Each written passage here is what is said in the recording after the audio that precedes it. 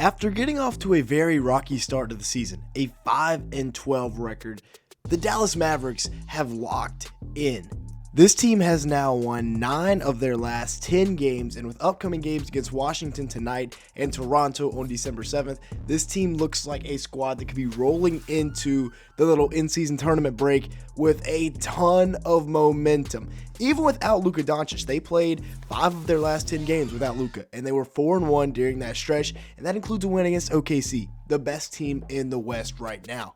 The biggest reason for this team's turnaround has been that the wings are playing better. Simply put, when you surround Kyrie and Luka with elite wings that can shoot the 3-ball and play defense, good things happen. And they started off slow, but man, have they heated up. We'll start off today by talking about Quentin Grimes, the guy that came over from Detroit in the offseason. This was a really underrated addition. 6'5" with a 6'8" wingspan. Just an all-around glue guy that can do a little bit of everything. You see right here, a little backdoor cut for the easy layup. On the year, he's only averaging 9 points a game, 3.6 rebounds, 1.5 assists in 20 minutes per game. But overall, it was just a rough start to the year, and that's the common theme you will see with this Dallas Mavericks team. On the year, he's shooting very solid, 49% from the field, 43% from 3. That is great for a wing that you're surrounding Luka and Kyrie with, but his first 12 games were awful. 4.6 points a game, 2.6 rebounds in 19 minutes, and I kept monitoring this Mavericks roster because I love the moves they made this offseason. I was like, what in the world is going on? And then he turned it on. Over the last 10 games, he's averaging 14 points a game, 4.5 boards, 2.7 assists in 27 minutes. He's been playing really good basketball. 52% shooting from the field, 45% from 3. On 5 attempts, he can also play good defense. Like I said, he's playing in about 27 minutes a game over the last 10. And the Mavs, most importantly, have a 9-1 record over these last 10 games. And again, 5 of those games were without Luka Doncic. And then we got Naji Marshall, another guy that has really stepped it up. He's probably stepped it up and turned it on the most, well, second most behind PJ Washington, but he's 6'6" with a 7-foot wingspan. 3-year, $27 million deal. That is an absolute steal in the modern NBA. On the year overall, he's averaging 11.6 points a game, 3.4 rebounds, 2.4 assists in 24 minutes. He's shooting a very healthy 54% from the field, 29% from 3. Not great, but it's because the first 6 games of the year, he couldn't hit water if he fell out of a boat. 3.3 points per game, 3.2 rebounds, 3.2 assists, and 0% shooting from downtown. And then he turned it on. 16 points a game, 3.4 rebounds, 2.2 assists, and 1 steal in the games that have followed that first game. We're excluding the game that he just played because he went out with illness. 60% shooting from the field, 36% from 3 on 4 attempts. And again, he's playing 27 minutes a game, averaging 16 a night. That's real. I mean, this is by far his best season as a pro, and it's almost like somebody predicted this. And then you got PJ Washington, who was so huge for this Mavericks team last year when they went on their finals run. 6'7" with a 7'2" wingspan, 12.6 points a game, 8.6 rebounds, 2.6 assists, 1.4 blocks, and 1.2 steals. Now, PJ is actually having a really good year.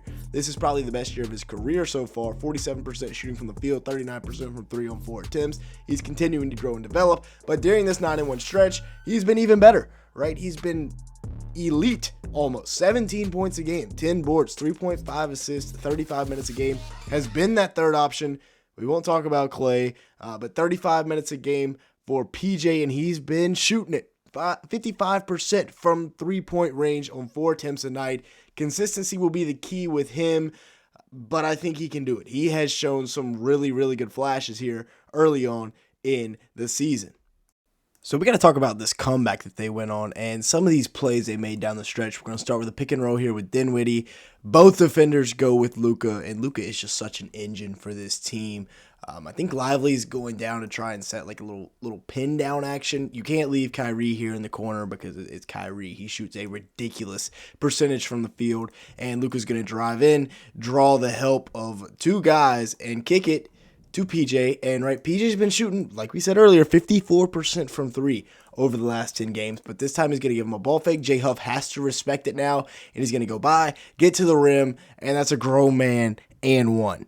Luka is, if not the best tough shot makers in the league. This is a really good defender in Marcus Smart. It's a great step back.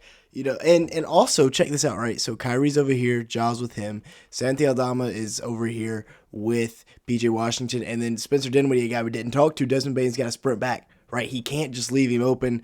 Lively's 3 steps out of bounds. Interesting strategy. But a really tough step back 3 right here by Luka Doncic. When the floor gets spread and he can just cook, he's nearly unguardable.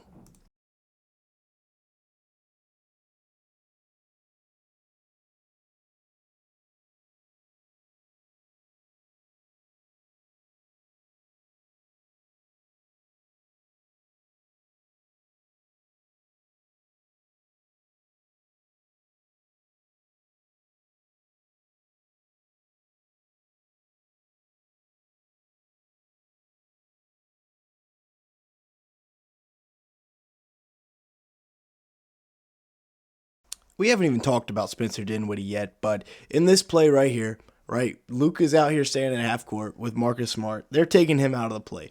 Good thing for the Mavs, they have another guy that's a walking paint touch in Kyrie Irving. Santi Aldama slides over. Ja Morant rotates down very well because Jaren has now switched on to Kyrie. Good defense by the Grizzlies here, right? What Desmond Bane does is he gets stuck watching a little bit too long. But then again, I mean, he's responsible for both right here, especially when you're going no help off Luka. That puts you in a bind defensively with Marcus Smart. So Kyrie is going to break this down. He's going to get a paint touch, kick out to PJ. It was a little bit of a bad pass, and then the rotation down by Bane, he does that very well. But again, this is where Marcus Smart would come in. He would be the guy to rotate over. And unless he's just playing horrible defense right here, very fundamentally unsound defense, then they're in a no help off Luka, and that's where it beats you. And Spencer Dinwiddie, 37% from 3 on the year, catch and shoot to put it to a 5-point game. Yeah, that's the benefit of having shooters around Luka.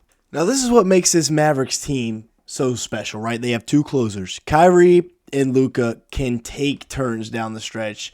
Lively comes up here for a ball screen, but it's not really needed because Luka just smacks Marcus Smart in the face as he's going by.